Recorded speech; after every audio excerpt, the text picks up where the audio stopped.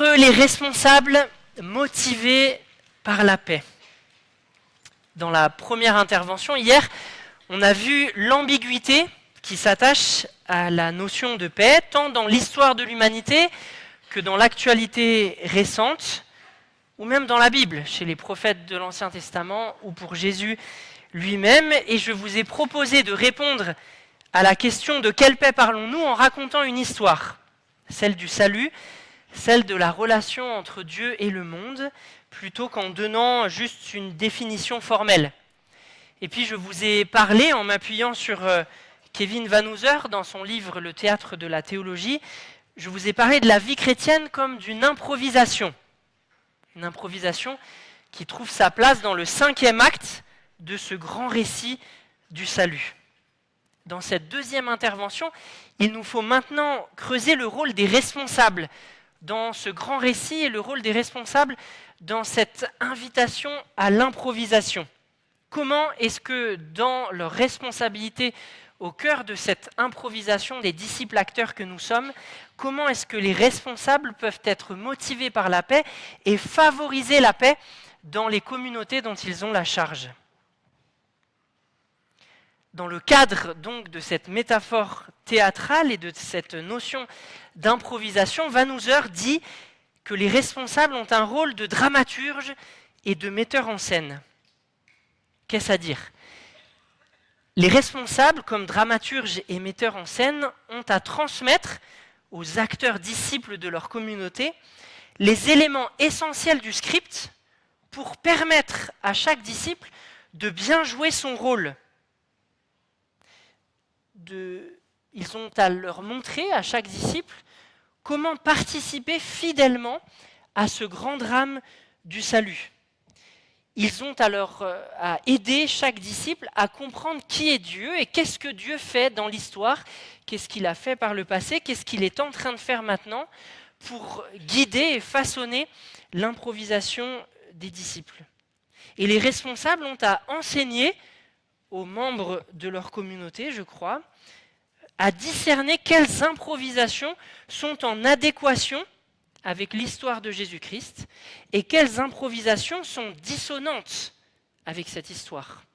Pour reprendre des termes plus théologiques ou plus liés à l'histoire de l'Église, ils ont à apprendre, les responsables, aux disciples de leur communauté, à discerner les improvisations qui sont orthodoxes, qui sont fidèles au grand récit du salut, qui sont des signes véritables du vrai évangile de Jésus-Christ, et quelles improvisations sont au mieux hétérodoxes, au pire hérétiques, parce que contredisant le grand récit que nous avons présenté hier.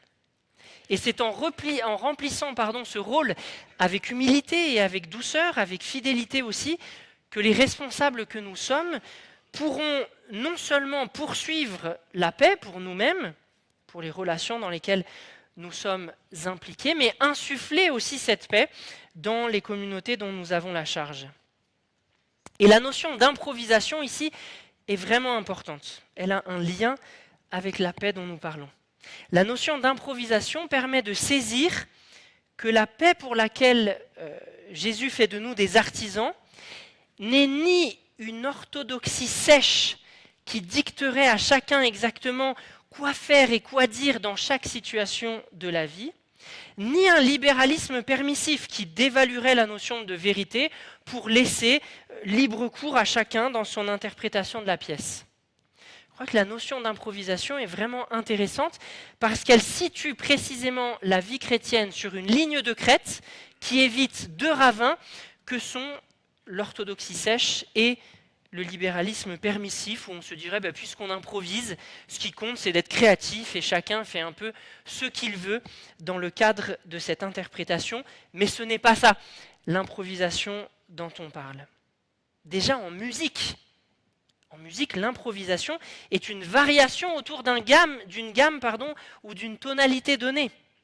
Et au théâtre même, l'improvisation est un travail d'équipe, souvent, à partir d'un genre qui est donné, la comédie, le drame, la tragédie, etc., à partir d'une situation initiale qui contraint l'improvisation, qui lui donne son cadre.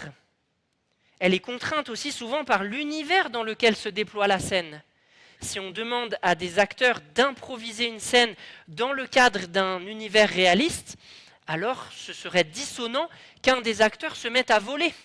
Ce serait une mauvaise improvisation qui ne respecterait pas le cadre initial qui a été donné à cette improvisation.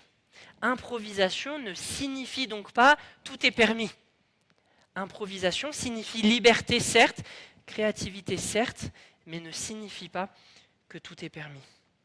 Et pour l'improvisation qu'est la vie chrétienne, au niveau personnel, mais aussi au niveau communautaire, pour la vie de nos églises, il en va de même. L'improvisation dont nous parlons est une improvisation qui nécessite de l'entraînement à travers une formation dans le cadre de nos églises, dans le cadre du culte déjà, mais aussi dans toutes les rencontres de l'église et dans les formations que l'on peut avoir de découverte de la foi, de préparation au baptême, de parcours de discipulat, de formation de responsables, etc., etc. L'improvisation dont nous parlons nécessite une bonne connaissance de l'histoire passée, des 4 premiers actes dont j'ai parlé hier, la création, la chute, l'ancienne alliance, la vie, la mort, la résurrection de Jésus, et le début du 5e acte même. Nous ne pouvons pas improviser correctement notre vie chrétienne et notre vie d'église si nous avons une connaissance superficielle de ces 4 premiers actes qui contraignent notre improvisation, l'improvisation à laquelle nous avons à prendre part dans le 5e acte qui est celui de la vie d'église et qui se situe entre les deux venues du Christ. Notre improvisation nécessite du discernement, de la créativité aussi, et une bonne connaissance de la fin de l'histoire, du 6e acte. Nous ne pouvons pas improviser d'une manière qui nous éloigne du 6e acte vers lequel nous marchons. C'est à mon avis ce que Paul reproche aux Corinthiens dans sa première lettre. Les Corinthiens, visiblement, faisaient n'importe quoi avec leur corps.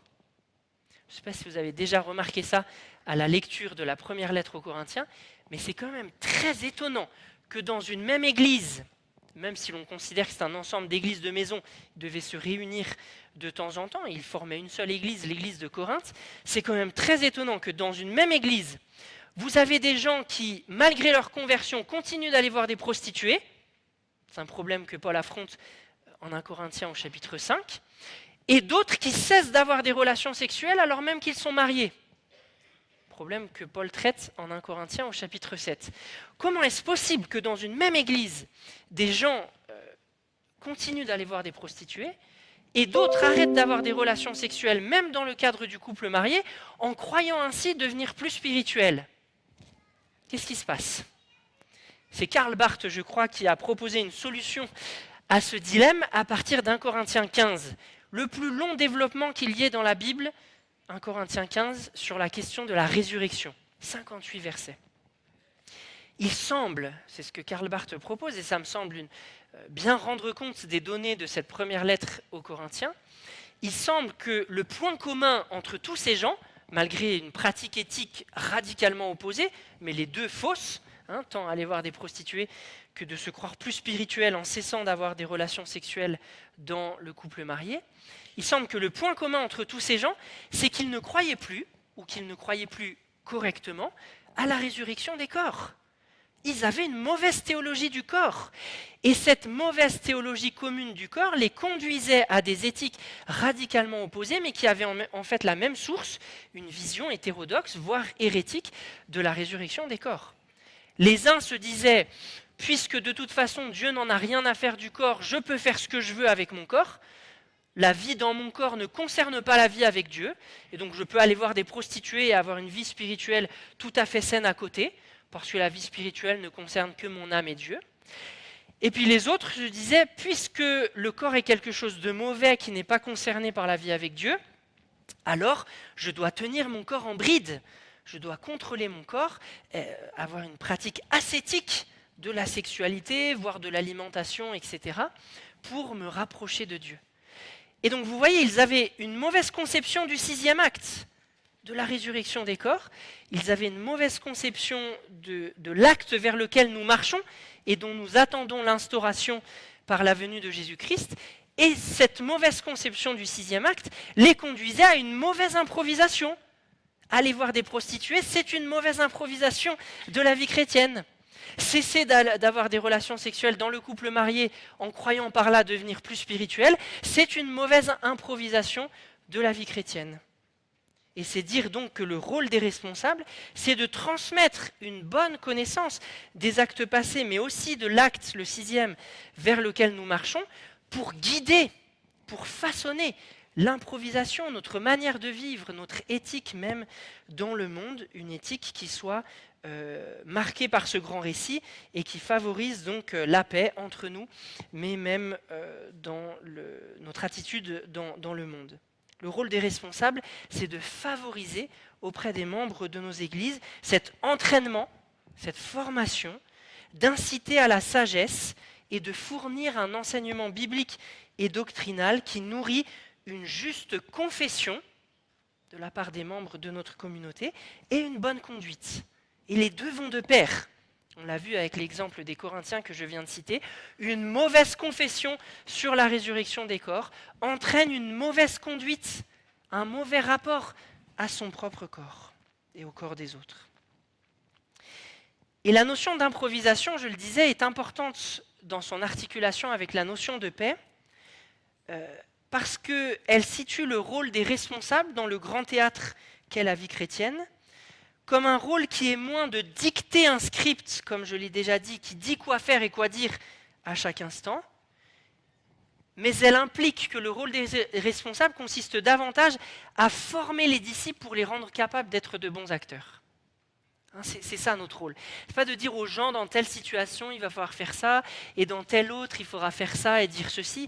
C'est au contraire de les former à une sagesse pratique, doctrinale et pratique, qui va permettre aux disciples d'être de bons acteurs, de bien improviser d'une manière fidèle au grand récit dans les situations auxquelles ils vont être confrontés et dans des situations qu'on ne peut pas tout anticiper.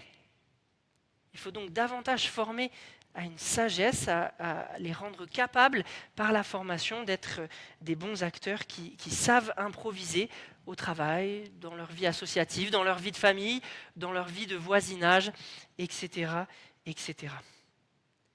Et marcher dans son ministère de responsable d'église sur cette ligne de crête d'une improvisation qui favorise la paix entre orthodoxie sèche, c'est-à-dire l'orthodoxie sèche ici consisterait à dicter le script, à dire exactement ce que chacun doit dire et faire et penser à chaque instant. Et de l'autre côté, en évitant tout autant le libéralisme permissif qui dirait « faites ce que vous voulez, de toute façon, ça n'a aucune espèce d'importance ». Marcher dans son ministère de responsable sur cette ligne de crête, ça revient à s'approprier cet adage qu'on cite régulièrement, que vous avez peut-être déjà entendu et qui est le suivant. Dans l'essentiel, l'unité, dans les choses secondaires, la liberté, en toute chose, la charité. Je ne sais pas si vous avez déjà entendu cette maxime, on l'attribue parfois faussement à Augustin, parfois à Mélenchon, parfois à John Wesley, mais il semble en fait que le premier à l'avoir utilisé est un théologien luthérien du XVIIe siècle, très peu connu, accrochez-vous bien, Rupertus Meldenius. Peu importe que vous ne reteniez pas son nom, ce n'est pas grave. Ce qu'il faut retenir, c'est sa phrase, qui là me semble vraiment importante et intéressante.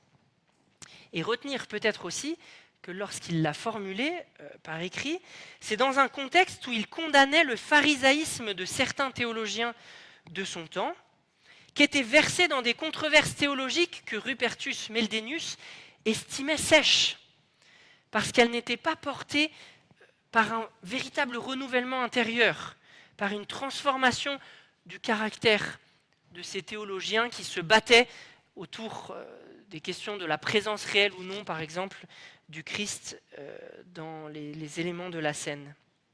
Et à l'encontre de ces débats théologiques secs, Rupertus Meldenius plaidait pour la pratique des disciplines spirituelles par les responsables, pour que les théologiens et les responsables cultivent l'humilité et l'amour en même temps que la vérité, en vue d'une communion pacifique, apaisée justement, entre les chrétiens au sein d'une même communauté, et entre les communautés, et même entre les dénominations chrétiennes. Et c'est dans ce contexte-là, et dans le cadre de cette revendication-là, de ce plaidoyer-là, qu'il a écrit dans l'essentiel, l'unité, dans les choses secondaires, la liberté, en toute chose, la charité. Le contexte dans lequel Meldenius a écrit cette phrase nous rappelle donc une vérité essentielle pour le thème qui nous intéresse aujourd'hui. Être un responsable motivé par la paix nécessite d'être engagé sur un chemin de transformation de son propre caractère. D'abord par sa propre relation avec le Seigneur, par une pratique persévérante et régulière des disciplines spirituelles, la prière, la méditation de la Bible, en étant accompagné soi-même sur le plan spirituel. Je reprends des remarques que Louis Schweitzer refait régulièrement. Est-ce qu'il n'y a pas quelque chose d'un petit peu malsain que de prétendre soi-même accompagner d'autres sans être soi-même accompagné ? Est-ce qu'il n'y a pas quelque chose d'un petit peu malsain que de prétendre être capable d'écouter d'autres et d'accompagner d'autres dans leur chemin de vie sans avoir soi-même un lieu où l'on peut déposer ce que l'on vit, déposer où on en est en ce moment dans sa relation avec Dieu, dans sa pratique justement des disciplines spirituelles ?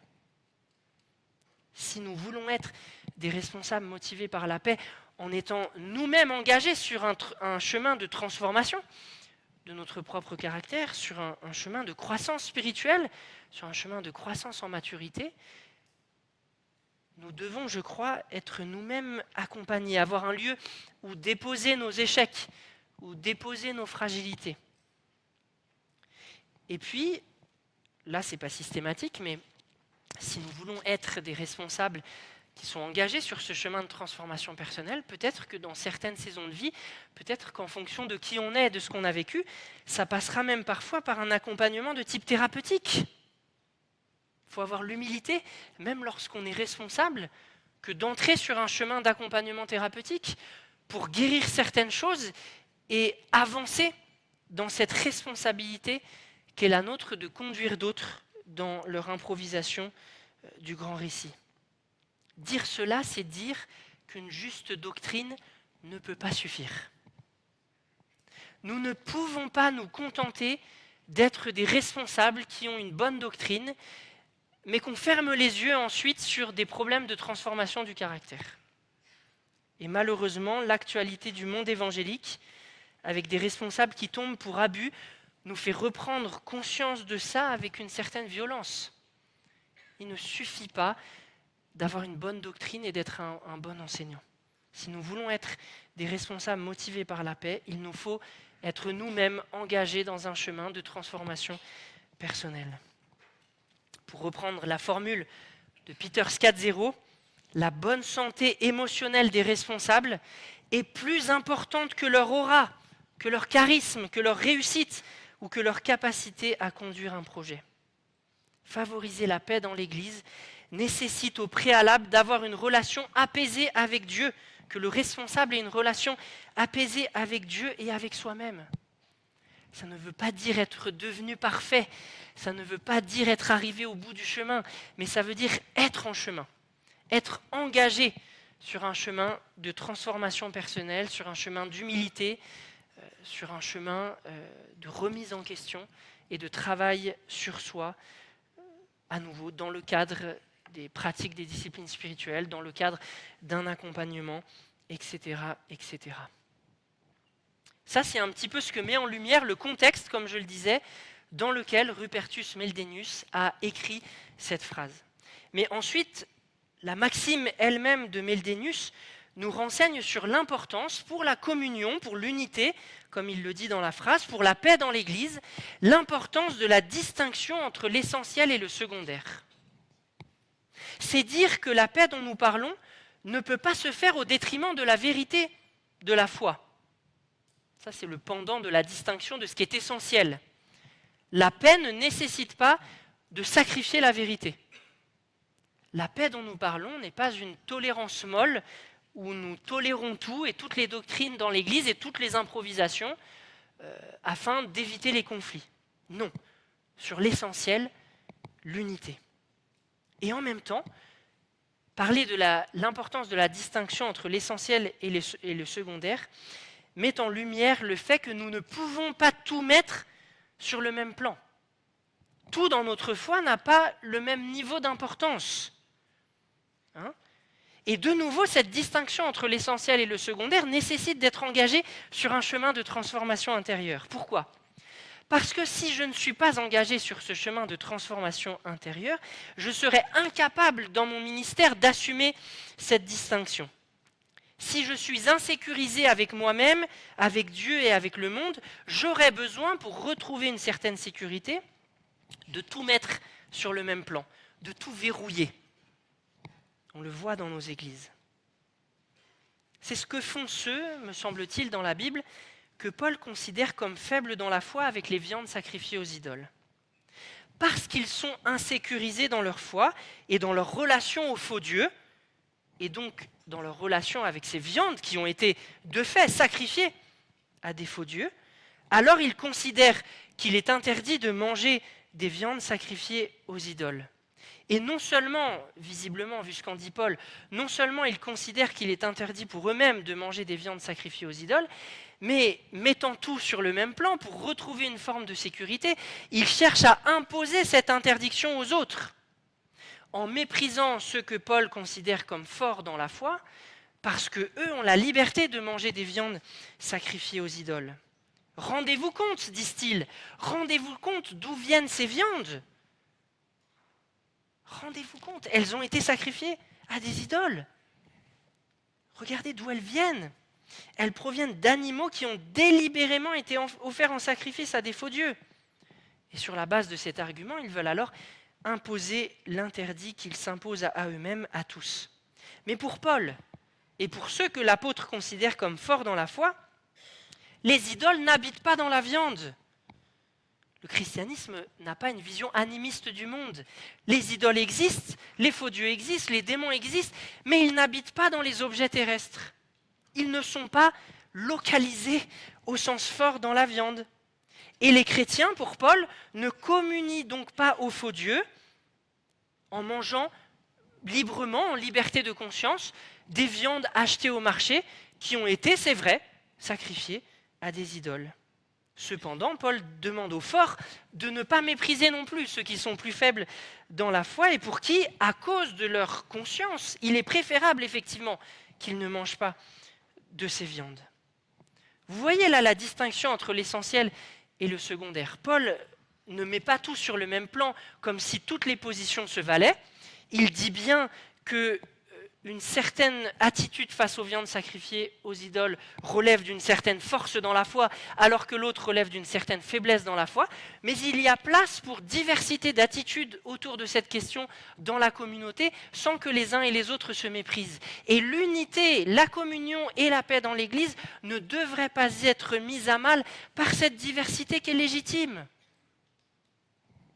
Distinction entre l'essentiel et le secondaire.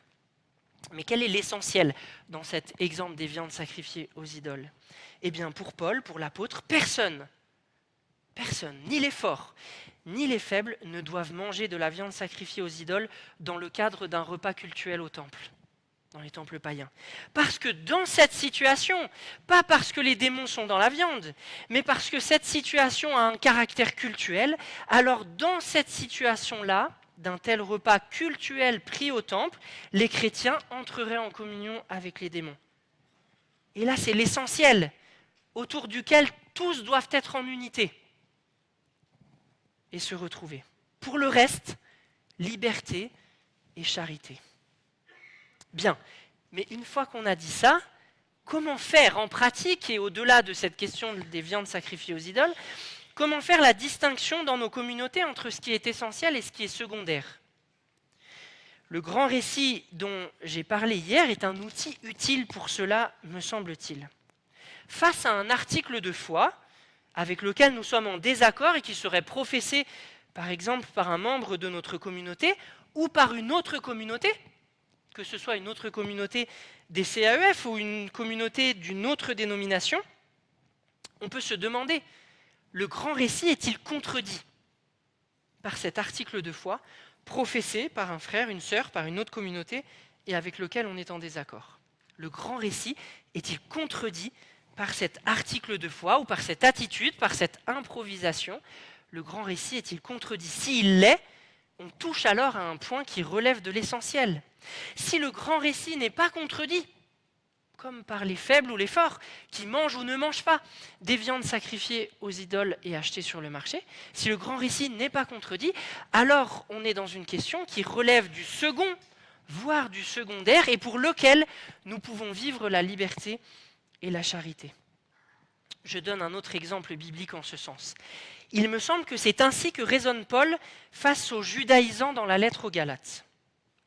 Les judaïsants, rappelez-vous, vous pourrez relire la lettre aux Galates avec ces questions en tête, les judaïsants, ce sont des chrétiens, en tout cas des gens qui se prétendaient chrétiens, d'arrière-plan juif, et qui voulaient imposer la circoncision aux chrétiens d'origine non juive. Il leur disait en substance, pour être de bons chrétiens, il vous faut non seulement confesser le Christ, comme vous le faites déjà et c'est très bien, mais il vous faut également obéir à la loi de Moïse. Et donc, en particulier, vous faire circoncire, en tout cas si vous êtes un homme.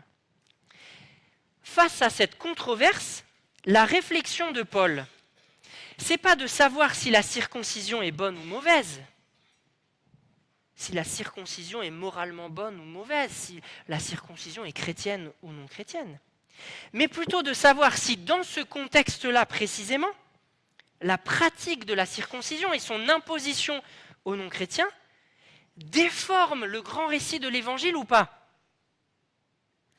Aujourd'hui encore, un grand nombre de nos frères africains, et pour le coup là c'est une formule où il ne faut pas rendre inclusif, ce n'est pas nos frères et sœurs africains, c'est bien nos frères africains, se font circoncire et font circoncire leurs enfants, pour des raisons culturelles et parfois même comme mesure d'hygiène. Est-ce un problème?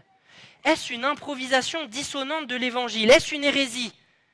Absolument pas, à mon avis en tout cas. Absolument pas. Donc vous voyez, c'est là où la question, c'est pas est-ce que la circoncision est bonne ou pas, est-ce qu'elle est compatible avec la foi chrétienne? Ça dépend du contexte. Aujourd'hui, les Africains qui le font pour des raisons culturelles, à mon avis, ne contredisent en rien leur improvisation du grand récit de l'Évangile. Mais dans le contexte de la lettre aux Galates, dans le contexte de la controverse avec les judaïsants, l'imposition de la circoncision déforme le grand récit. Pourquoi? Parce qu'en imposant la circoncision en plus de la foi chrétienne, les judaïsants contredisaient le salut par la grâce seule. En pensant ajouter à la foi, ils retranchaient. Il n'y a pas de jeu de mots avec la circoncision. Je n'avais vraiment pas pensé en plus en préparant. Ça vient juste de me traverser l'esprit maintenant. En imposant la circoncision, il créait une distinction inadmissible au sein du peuple de Dieu. D'un côté, les chrétiens d'origine juive, pure, avec qui l'on peut manger et communier à table, et de l'autre, les chrétiens d'origine non juive, non circoncis, impurs, avec lesquels on ne peut pas manger. C'est une improvisation qui est hérétique, qui contredit le grand récit dont nous avons parlé hier. Comment vivre l'Église ainsi alors que le Christ a fait tomber le mur de séparation entre les Juifs et les non-Juifs par sa mort à la croix, et que ce qui nous met en communion, Juifs et non-Juifs, c'est la croix de Jésus-Christ, pas la circoncision. Vous voyez? Donc c'est ça la question. Est-ce qu'un article de foi qui est professé par quelqu'un ou par une autre communauté, ou une attitude, une certaine manière d'improviser la vie chrétienne, avec laquelle je ne suis pas d'accord, pour essayer de réfléchir si elle touche à l'essentiel ou au secondaire, on peut se poser cette question, cet article de foi, cette improvisation, cette attitude, contredit-elle, déforme-t-elle le grand récit qui contraint notre improvisation? Cela dit, même avec ce critère du grand récit, la réponse à cette question ne sera pas toujours évidente. Pourquoi? Parce que le grand récit est d'une très grande richesse et d'une très grande profondeur. Et c'est un récit, on l'a vu hier, qui s'étale sur des millénaires. On a davantage affaire à une saga qu'à une nouvelle. Comment alors, face à un récit si vaste, si riche, discerner ce qui le déforme et ce qui ne le déforme pas? On pourrait dire qu'on aurait besoin de résumés, on aurait besoin de synthèse du grand récit. Des résumés et des synthèses qui identifient clairement ce qui fait le cœur du récit, les personnages principaux et le cadre général dans lequel se déroule le drame. Parce qu'avec de tels résumés, la question « qu'est-ce qui déforme ou pas le grand récit ?» serait un petit peu plus facile. Eh bien mes frères et sœurs, je crois que c'est à cela que servent les credos et les confessions de foi. Ils nous servent de résumé et de synthèse du grand récit pour faciliter notre discernement face à cette question, le grand récit est-il déformé ou non par telle pratique ou par telle doctrine? Et c'est ce que Van Hooser encore dit dans son livre. Et je vous cite aussi Henri Blocher, là, qui a écrit un article qui s'intitule « Les fondements bibliques de la confession de foi », qui a été republié dans la Bible au microscope, et dans lequel Henri Blocher déclare que les confessions de foi délimitent l'accord indispensable à la pleine communion dans l'Église, l'essentiel. Elle s'efforce de faire la liste des articles fondamentaux de la foi, ceux qu'il faut souligner pour sauvegarder la paix et la liberté fraternelle. Les confessions de foi nous aident à discerner, à faire cette distinction entre l'essentiel et le secondaire. Et dès la rédaction du Nouveau Testament lui-même, les auteurs, les apôtres, ont rédigé ou repris des résumés structurants de la foi qui faisaient autorité dans les églises et entre les églises. Un des plus frappants, c'est sûrement la confession qu'on trouve en 1 Timothée 3, au verset 16. Je vous invite à relire si vous voulez creuser. Et puis, dès le IIIe siècle, mais peut-être même avant, mais on trouve des traces dès le IIIe siècle, on a l'apparition du symbole des apôtres. Vous voyez, cette confession, on la récite très peu dans nos églises évangéliques. C'est dommage, parce qu'on a besoin de ces résumés-là. Je crois en Dieu, le Père Tout-Puissant, Créateur du ciel et de la terre. Je crois en Jésus-Christ, son Fils unique, etc. Une très très vieille confession de foi qui remonte au moins au IIIe siècle.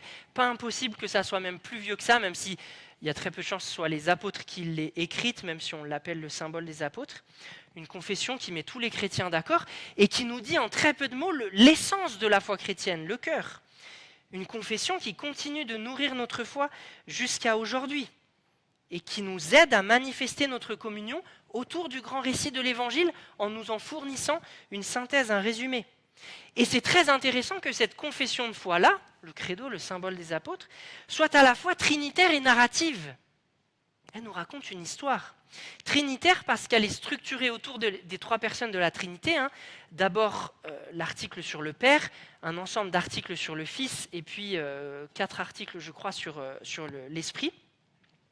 Mais narrative parce qu'elle a aussi une part chronologique, notamment les articles sur le Fils reprennent le ministère, la vie, la mort, la résurrection de Jésus dans un ordre chronologique. Ça nous raconte une histoire. Le fait que Dieu le Fils se soit incarné, qu'il ait été crucifié sous Ponce Pilate, qu'il soit ressuscité le 3e jour, il est remonté aux cieux, d'où il viendra juger les vivants et les morts, etc. Donc elle est structurée à la fois de manière trinitaire et de manière narrative. Et en ce sens, elle est véritablement un résumé, je crois un résumé fidèle, du grand récit que l'on a présenté déjà d'une manière synthétique hier. Et puis après, si on continue le parcours de l'histoire, le IVe siècle nous a fourni le symbole de Nicée, le symbole de Nicée-Constantinople même. Au 5e siècle, le symbole de Chalcédoine. Plus récemment, je saute là dans l'histoire pour aller vite, plus récemment, la confession de foi de l'Alliance évangélique mondiale, qui est aussi celle du CNEF en France. La confession de foi du réseau FEF, qui, si je ne dis pas de bêtises, si j'ai bien compris, est aussi la confession de foi de votre union, non ? C'est bien ça, voilà. Voilà, donc toutes ces confessions nous aident à avoir des résumés et des synthèses du grand récit et nous aident donc à nous poser cette question et à discerner qu'est-ce qui est essentiel et qu'est-ce qui est secondaire. Comme l'écrit Van Hooser, toujours dans son livre Le théâtre de la théologie, les catéchismes, les credos et les confessions de foi sont des outils pédagogiques essentiels dans l'arsenal de formation de disciples pour le pasteur dramaturge. C'est des outils qui nous aident à discerner l'essentiel du secondaire, à définir le champ de la communion, de l'unité et donc de la paix dans l'Église et entre nos Églises, sans céder à la tentation de tout mettre sur le même plan. Et remarquez, Et vous avez le droit d'être gêné par ça et de ne pas être d'accord avec moi. Mais remarquez qu'il est possible, lorsqu'on a posé ce fondement de l'unité autour des confessions de foi, de discerner du coup des cercles de communion et de raisonner la communion entre les chrétiens et entre les églises, non pas juste en termes de 0 ou 1, c'est-à-dire on est en communion ou on n'est pas en communion, mais de discerner des cercles de communion. Si vous prenez le symbole des apôtres, je l'ai dit, tous les chrétiens du monde, protestants, évangéliques, orthodoxes et catholiques, signent cette confession de foi. C'est donc une confession qui nous met en communion avec tous les chrétiens, avec des chrétiens avec lesquels pourtant on ne peut pas prendre la scène, parce qu'il y a d'autres éléments essentiels de la foi pour lesquels on n'est pas en communion. Mais ça ne veut pas dire qu'on n'est pas en communion du tout. On partage quand même des choses essentielles qui nous sont résumées dans ce symbole des apôtres. Après, vous avez la confession de foi de l'Alliance évangélique mondiale, qui est plus développée, qui est un petit peu plus longue que le symbole des apôtres, et qui manifeste la communion de tous les évangéliques du monde, en tout cas de tous ceux qui se retrouvent dans cette confession. Donc c'est un autre cercle de communion plus fort, parce que la confession de foi qui nous met en communion est plus développée. Donc la communion est plus forte autour de la confession de l'Alliance évangélique mondiale et donc de la confession du CNEF. Et puis la confession de foi du réseau FEF, qui est plus développée encore, manifeste la communion entre les unions du réseau FEF. Et donc c'est un autre cercle de communion, plus fort parce que la confession qui manifeste et définit cette communion est plus développée. Donc on peut raisonner comme ça, me semble-t-il, en cercle de communion. J'ai pas regardé à quelle heure j'ai commencé, il me reste combien de temps? Je sais pas où est Olivier, là. 3 minutes, d'accord, j'avance. Très bien. Donc, si je reprends ma question, favoriser la paix pour nous, les responsables de nos communautés, favoriser la paix dans les communautés dont nous avons la charge revient à se poser la question face à la confession d'une autre doctrine, face à l'adoption d'une attitude qui pourrait nous sembler problématique. Est-ce que ça contredit notre confession de foi ? Est-ce que notre confession de foi, qui fonde notre paix, notre communion et notre unité, est mise à mal par la profession d'une telle doctrine ou par telle attitude adoptée par une communauté, par un frère ou par une sœur? Si la réponse est oui, notre confession de foi est mise à mal par telle attitude ou telle profession de foi, alors la recherche de la paix ne doit pas être confondue avec une tolérance gentille et molle. Et la discipline, qui relève aussi de la charge des responsables, la discipline en vue du maintien de la paix et de la communion entre nous est de mise. Et j'aimerais dire quelques mots, dans les 2 minutes 30 qui me restent, sur la discipline d'Église comme pratique de paix. Ça paraît peut-être contradictoire a priori, paradoxal, mais il me semble qu'il y a quelque chose à entendre là. La discipline d'Église, je prends ici la formule au sens large, qui peut s'exercer à divers degrés. Ça peut être juste reprendre un frère ou une sœur qui s'écarte de l'évangile en parole, en action, en posture. Ça peut aller jusqu'à retirer quelqu'un de ses responsabilités, voire, dans les cas les plus graves, retirer même quelqu'un de la liste des membres de l'Église. On a l'impression que cette pratique de la discipline, a priori, s'oppose à la paix. Parce que la discipline, d'une manière ou d'une autre, est une confrontation. Et on articule difficilement la confrontation avec la paix. Or, je crois non seulement que la discipline relève de la responsabilité de ceux qui ont charge de communauté, mais même que la discipline devrait s'exercer en vue de la paix. Je n'ai pas le temps, au-delà même de la question des 3 minutes qui me restent, je n'avais de toute façon pas le temps de développer le sujet de la discipline et de la manière de la mettre en œuvre. Pour ça, je vous renvoie à 2 articles de Nicolas Farelli qui avaient été publiés dans les cahiers de l'école pastorale en 2013, dans les 2 numéros indiqués. Mais ce que j'aimerais souligner ici, c'est que si la paix et la communion dans l'Église reposent sur l'unité autour de l'essentiel que nos confessions de foi aident à identifier et à exprimer, alors la discipline à exercer dans la douceur et l'amour et de manière proportionnée envers celles et ceux qui nient des éléments essentiels de la foi, une telle discipline est une pratique de paix, aussi paradoxale que cela puisse nous paraître. Et bien sûr, la discipline ne se limite pas dans l'Église, vous le savez bien, à ce qui se mesure par une confession de foi. La discipline ne s'exerce pas que sur le plan doctrinal. La discipline en vue de la paix dans nos communautés doit aussi s'exercer dans le champ du comportement, de l'attitude et des relations. Et je termine avec cette petite fable que je reprends à Peter Scazzero dans son livre « Devenir un leader émotionnellement sain », une petite fable qui le dit bien. Il écrit, et je crois qu'il reprend lui-même la fable à quelqu'un d'autre. Il était une fois un agneau qui vivait dans la forêt accueillante. Il adorait paître et gambader. Un jour, un tigre vint dans la forêt et dit aux animaux « J'aimerais vivre parmi vous ». Ils furent ravis.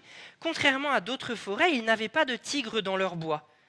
L'agneau, cependant, avait quelques appréhensions, qu'il exprima, étant un agneau en bêlant à ses amis.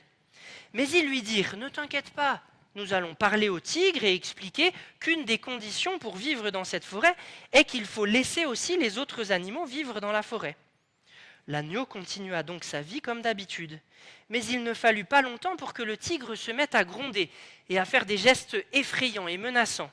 Chaque fois, l'agneau effrayé allait voir ses amis et leur disait « C'est très inconfortable pour moi ici dans la forêt. » Mais ses amis le rassuraient « Ne t'inquiète pas, c'est juste la façon dont les tigres se comportent. » Il lui faisait remarquer qu'il n'avait subi aucun préjudice et qu'il était peut-être trop sensible. L'agneau essaya donc encore une fois de chasser le tigre de son esprit. Mais de temps en temps, habituellement quand il y était le moins préparé, le tigre lui causait une nouvelle frayeur. Enfin, l'agneau ne put en supporter davantage. Il décida, bien qu'il aimât la forêt et ses amis, que c'était trop cher payé. Il alla donc voir les autres animaux dans les bois et leur dit au revoir. Ses amis ne voulurent pas en entendre parler. Ils dirent « Il s'agit probablement d'un malentendu qui peut être facilement résolu si nous nous asseyons tous ensemble et que nous en parlions. » Un des animaux de la forêt, parmi les moins subtils pourtant, dit alors « Je n'ai jamais entendu parler de quoi que ce soit d'aussi ridicule. Si vous voulez qu'un agneau et un tigre vivent dans la même forêt, n'essayez pas de les faire communiquer. Mettez ce fichu tigre en cage. » Si vous voulez être des responsables motivés par la paix, soyez comme cet animal de la forêt. Soyez vous-même engagés sur un chemin de transformation. Et soyez prêts à faire la différence dans votre prédication, dans votre enseignement et dans la pratique de votre ministère entre l'essentiel et le secondaire. Amen.